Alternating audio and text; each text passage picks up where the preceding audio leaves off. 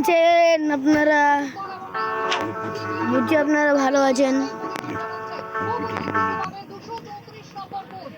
এখন আমরা গেমটা খেলতে যাচ্ছি, আপনারা দেখতে থাকুন।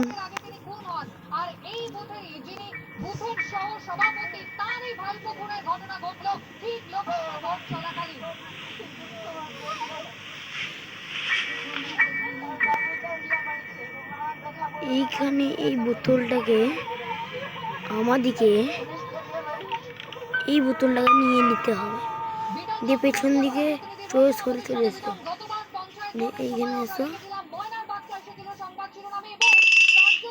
ঢুকে যাও।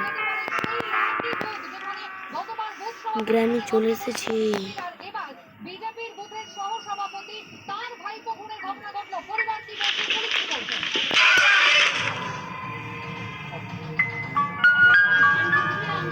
এক বছরের ব্যবধান, কিন্তু ঘটনাস্থল সেই হচ্ছে তোমার ঘোড়ামহল সেই বুথ হচ্ছে 234।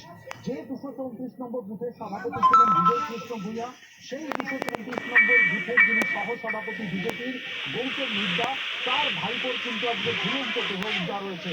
এবং স্বাভাবিকভাবে এই ঝুলন্ত দেহ উদ্ধারকে কেন্দ্র করে কিন্তু রাজনৈতিক চাপানুতো শুরু হয়েছে। কেননা ইতিমধ্যেই মৃতর পরিবারের তরফে দাবি করা হয়েছে যে তাকে ডেকে নিয়ে গিয়ে তাকে অপহরণ করে খুন করে দেওয়া হয়েছে, এবং খুন করার পর কিন্তু এই যে পানের বরফ, সেই পানের বরফে ঝুলি দেওয়া হয়েছে। যদিও জেলা পুলিশের একটা সূত্র থেকে যেটা দাবি করা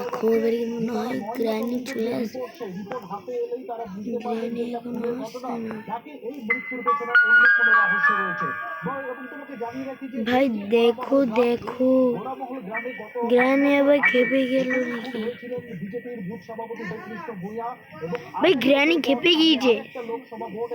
এ ভাই আজকে এত পর্যন্ত, ঠিক আছে আজকে এত পর্যন্ত থাকুক, তাহলে আবার কালকে দেখা হচ্ছে। বাই।